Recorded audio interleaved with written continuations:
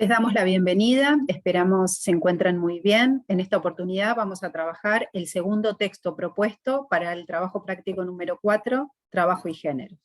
El texto se denomina Empoderamiento económico de las mujeres, tendencias y desafíos en América Latina y el Caribe.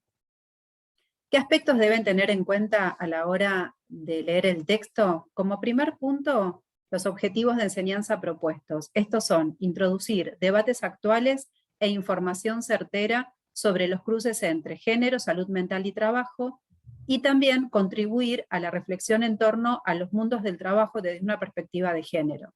En tanto que los objetivos de aprendizaje propuestos implican disponer de información certera que propicie el conocimiento sobre el estado de situación de los mundos del trabajo y sus cruces con la dimensión de género en el contexto local, y también desarrollar herramientas analíticas que permitan el actuar profesional desde una perspectiva de género en el campo de la psicología laboral.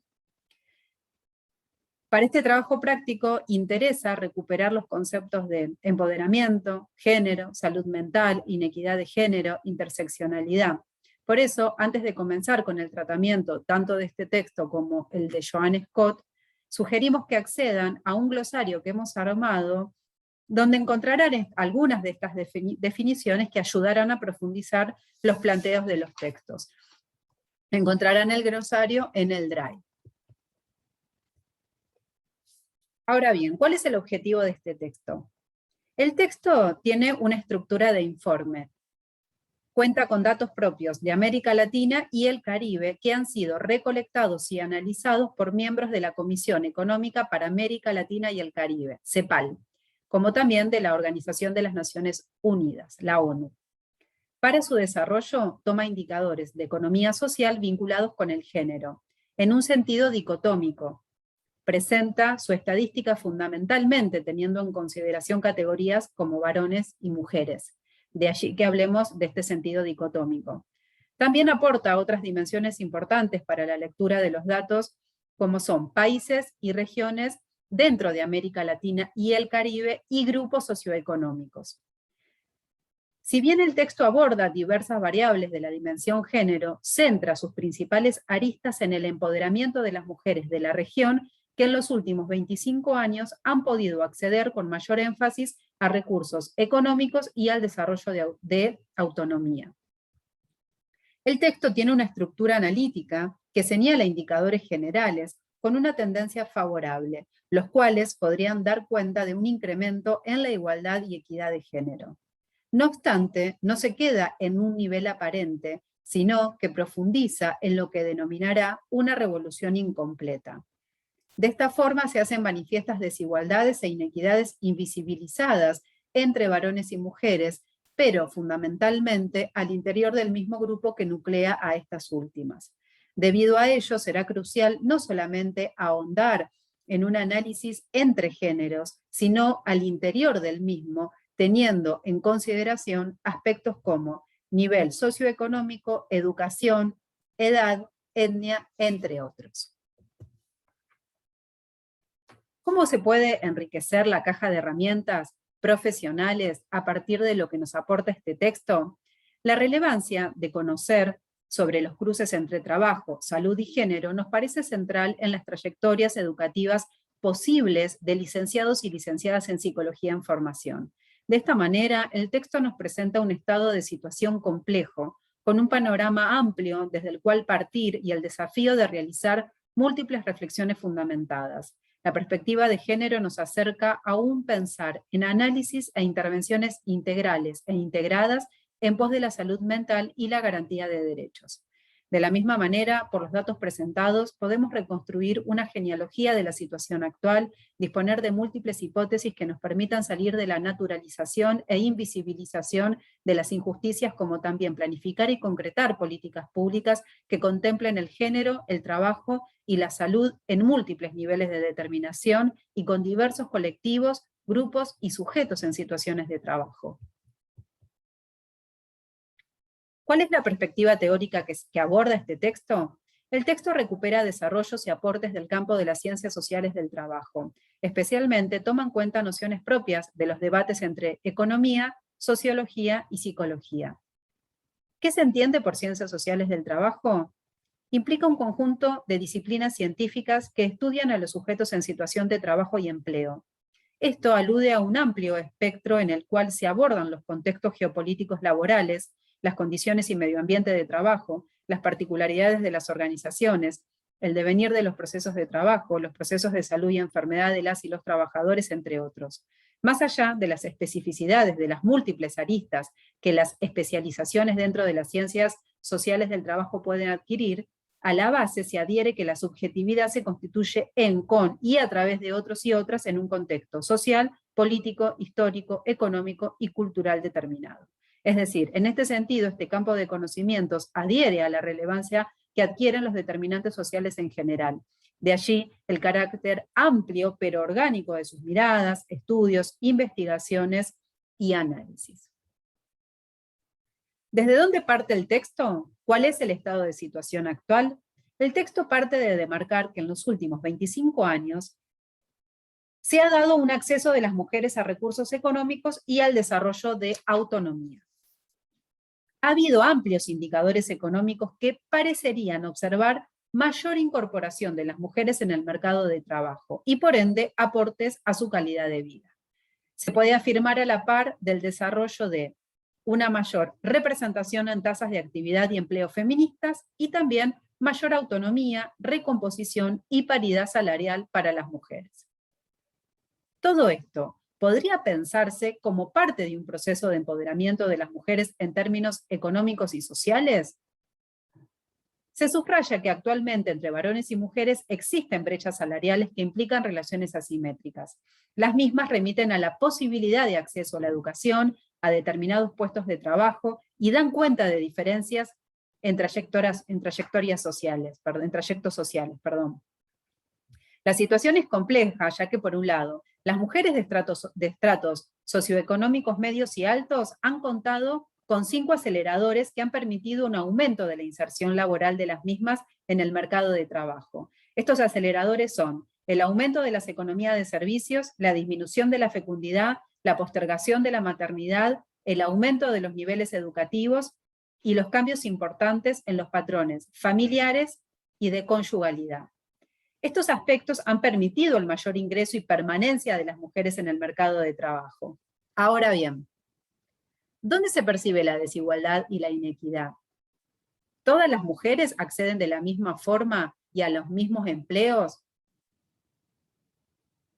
Para mujeres de estos sectores socioeconómicos, es decir, los socioeconómicos medios y altos, se observa que actualmente más de la mitad de las mujeres de la región se encuentran en el mercado laboral. En 1990, menos de la mitad de las mujeres de 24 a 54 años lo hacían, y a principios de la década de 1980 se estima que menos del 40% estaban en la fuerza laboral. Esta es posiblemente la transformación socioeconómica más importante en la región después de las tendencias migratorias rural-urbanas que tuvieron lugar durante el siglo XX. No solo se transformaron la vida de las mujeres, sino también cambió drásticamente los mercados laborales, las familias, y aunque lentamente y con un retraso, la política estatal. Esta tendencia regional sigue una revolución silenciosa, similar que tuvo lugar en los países del norte, y que coexiste con un relativo estancamiento a nivel global agregado. A pesar de esto, incluso para mujeres que están dentro del mercado de trabajo, se observan fenómenos que generan inequidad en el desarrollo de trayectos profesionales. Entonces, nos vamos a encontrar con una serie de nociones que pueden plantearse este interrogante para dar cuenta de la desigualdad y la inequidad. Uno es la segregación horizontal, entendiendo que las mujeres en gran medida se concentran en un número acotado de ocupaciones. Esto es lo que se suele dar en sectores asociados con cuidados donde prevalece la representación femenina. La participación laboral femenina ocurre entonces fuertemente determinada por el carácter no remunerado de su trabajo en el hogar y sus dinámicas de entrada y salida del mercado laboral de acuerdo a los requerimientos. La división sexual moderna ocurre de manera diferenciada y es reproducida en las profesiones, ocupaciones, oficios, como así también al interior de las organizaciones. La segregación remite a un fenómeno social dentro del mercado laboral en el cual las mujeres tienden a concentrarse en determinados segmentos del mercado de trabajo. Esto se denomina segmentación horizontal, y en posiciones de poder relativamente inferiores, es decir, la segmentación vertical. Tanto la segregación horizontal como la vertical no son fenómenos independientes entre sí, sino que estos tienden a estar interrelacionados, dando finalmente origen a estructuras de dominación entre hombres y mujeres. La segregación laboral expresa el orden heterosis patriarcal en el mercado de trabajo, que se reproduce en los denominados techos de cristal, pisos pegajosos y escaleras rotas. Los techos de cristal es un término que designa un tope en el acceso a puestos de decisión. Tienen tasas de participación laboral ligeramente inferiores a los varones, pero siguen a cargo de la mayoría de trabajo no remunerado dentro del hogar. La maternidad se pospone, incluso cuando tienen hijos no resultan un impedimento para laborar, ya que cuentan con recursos económicos para contratar tanto cuidadores como cuidadoras. Existen brechas salariales respecto de un varón que ocupe el mismo cargo, es decir, que son mujeres, estamos hablando de mujeres de estratos socioeconómicos medios y altos. El escenario de piso pegajoso, por el contrario, transmite con precisión la idea de que el empoderamiento económico de las mujeres no puede despegar. Esto es, buscar siquiera la inserción en el mercado laboral o lograr formas más o menos estables en una inserción laboral. El bajo nivel educativo, la fecundidad temprana y relativamente alta, la alta dedicación al trabajo no remunerado y las uniones conyugales tempranas y la mayor presencia de hogares monoparentales, con casi el 20% de hogares encabezados por mujeres sin pareja, son la regla y no la excepción. Ahora, ¿qué son las escaleras rotas? Es un término que denota una metáfora, porque busca transmitir tanto la idea de la movilidad ascendente bloqueada como el riesgo de movilidad descendente aguda. Son mujeres que están peleando la batalla en un contexto en que las bases patriarcales están cambiando y están erosionando. Entran en esta lucha generalmente sin la seguridad que antes brindaba el contrato patriarcal tradicional, aquel que implicaba un compromiso de pareja para toda la vida, el Estado y también sus propias familias. Sus tasas de participación son relativamente altas, pero muchas veces en trabajos precarios. Sus patrones de fecundidad son pospuestos y especialmente más bajos que las mujeres de pisos pegajosos, pero su dedicación al trabajo no remunerado es casi tan alta en promedio como las mujeres de bajos ingresos. Un porcentaje elevado sostiene modelos de familia patriarcales que honra la figura del hombre proveedor. ¿Qué podría explicar entonces la desaceleración en la incorporación de las mujeres al mercado laboral? Bueno, tiene que ver con una persistencia en la transición truncada y segmentada en los regímenes patriarcales en la región. Para promover el avance en el empoderamiento económico de las mujeres, se precisan políticas específicas. Las tendencias estructurales erosionan las bases de los arreglos patriarcales, pero no son suficientes por sí mismas para conducir esta transición hacia modelos más igualitarios. Cuando las tendencias estructurales están altamente estratificadas, tienden a segmentar dichas transiciones según el nivel socioeconómico. Por lo tanto, dichas políticas deben ser sensibles a la clase y el género. Cabe preguntarse qué lugar ocupan las organizaciones a la hora de emplear a una persona. ¿Qué tipo de contratación prevalece? ¿Cuáles son los requisitos que una persona debe tener para ser empleable? La probabilidad de acceder a un empleo depende de muchos factores, como etnia, género, edad. Si la persona no se ajusta a los parámetros heteronormativos, las probabilidades de empleabilidad disminuyen y aparece lo que mencionamos recién, la segregación, que deviene en desigualdad, desplegándose una división no natural sexual del trabajo, tal como lo plantea Joan Scott. Esta realidad concentra a las mujeres en un número reducido de ocupaciones asociados a trabajos de baja calidad y productividad, por lo que perciben bajos ingresos, imponiendo una participación limitada en las actividades y los sectores más dinámicos de la economía, de alta productividad, que incorporan nuevas tecnologías y cuentan con un mayor grado de formalización. Estos planteos llevan a localizar que en todos los niveles hay desigualdades, aunque el impacto de la vulneración no sea el mismo en cada caso. Esto se vincula fundamentalmente porque persisten las sociedades patriarcales que son ordenadoras de las relaciones de género, pugnan por la primacía de género sobre otros y a la par contribuyen a erosionar la participación laboral de las mujeres en el ámbito laboral.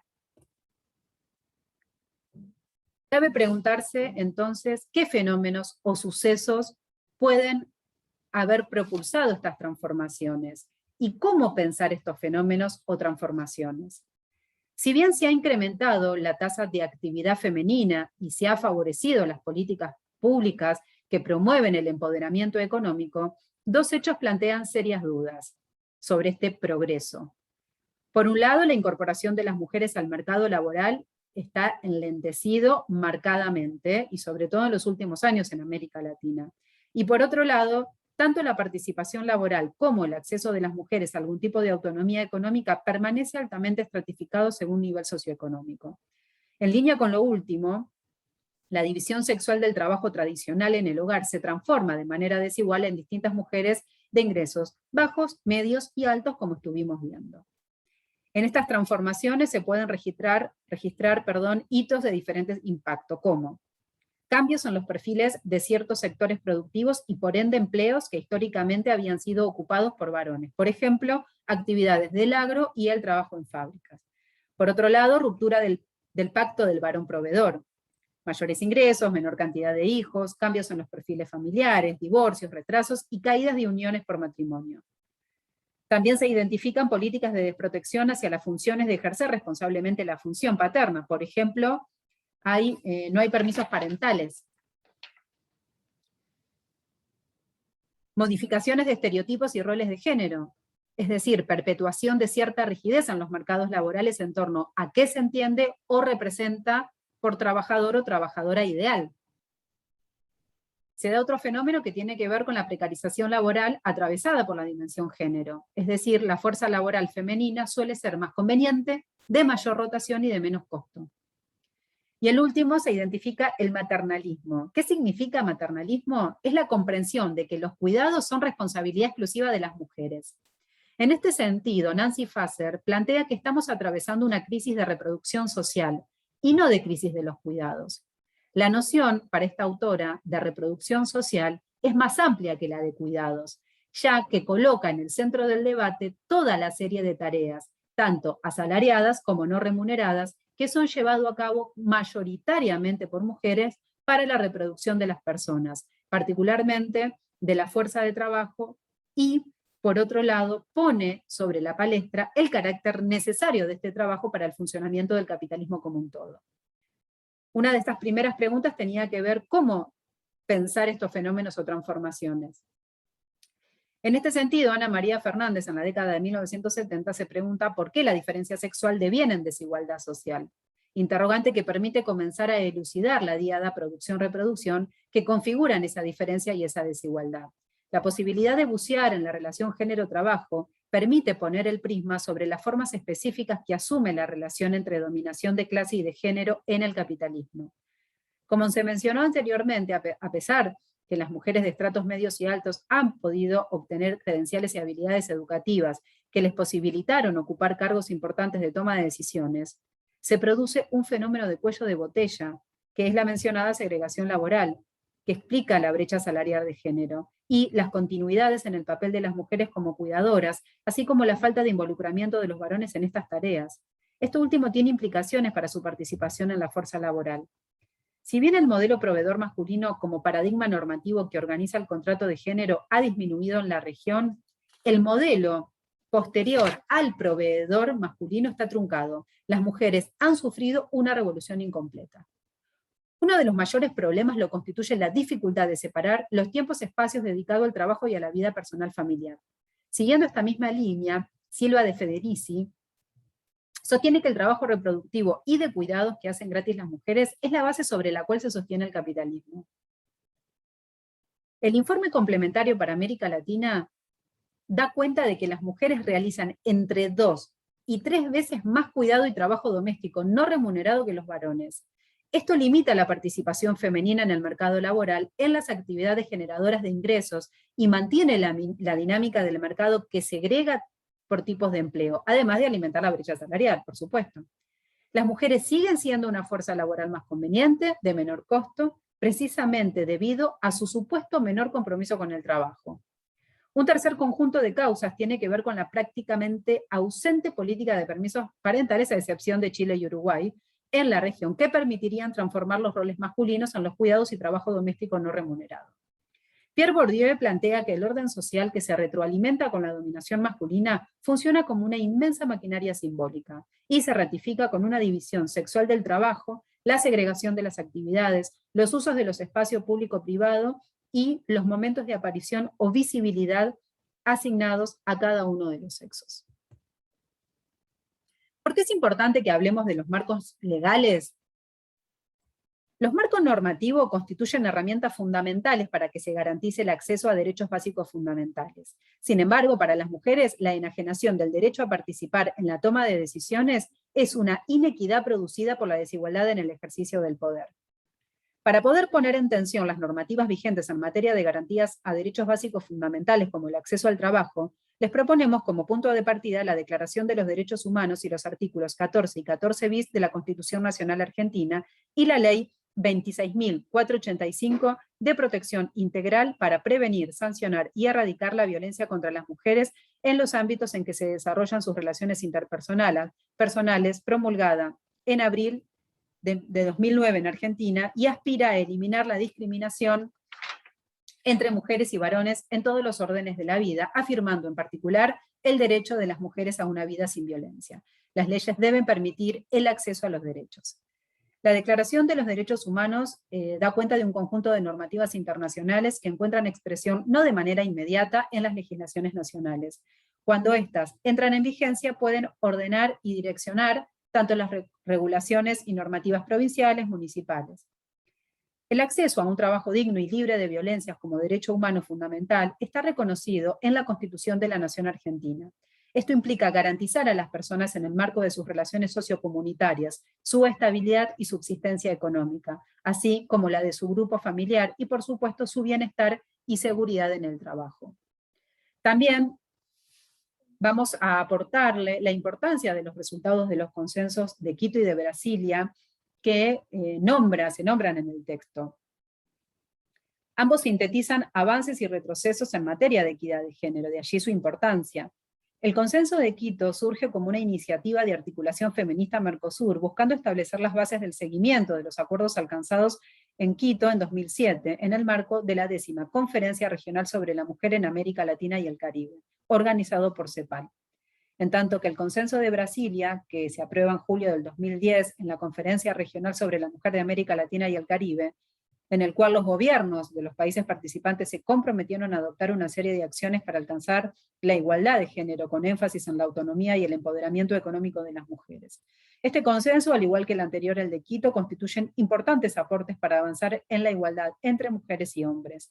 Ante las dificultades que limitan estos avances, un grupo de organizaciones feministas, en consonancia con la Organización Regional de ONU Mujeres, planteó la evaluación de estos análisis a fin de promover estrategias para superar los obstáculos. Encontrarán los links en el Drive. ¿Qué se puede hacer ante estas desigualdades e inequidades? El texto señala la importancia de comprender que el empoderamiento de las mujeres debe ir a la par del desarrollo de políticas públicas coherentes con esto. Es decir, ¿con qué desafíos nos encontramos? ¿Dónde deben centrarse? Estos desafíos deben tender hacia la expansión de la cobertura y calidad de servicios y prestaciones de cuidados que contemplan las necesidades de niños y niñas y personas dependientes.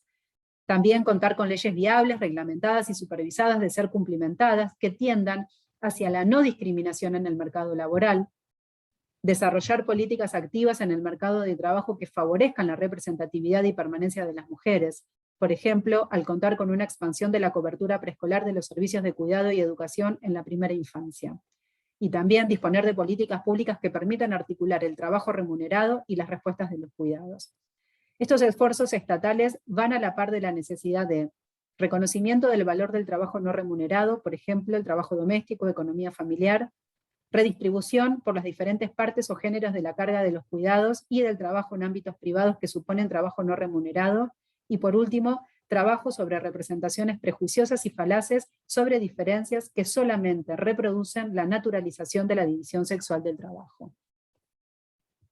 Finalmente, para reflexionar, dejamos planteada esta pregunta que puede llevar a los diferentes espacios que disponemos para trabajar en la cursada de la materia. ¿Cuál es la relevancia de trabajar estas cuestiones en tanto psicólogos y psicólogas en formación. Los dejamos aquí, espero que puedan recuperar y podamos trabajar en lo que queda de las cursadas. Hasta luego.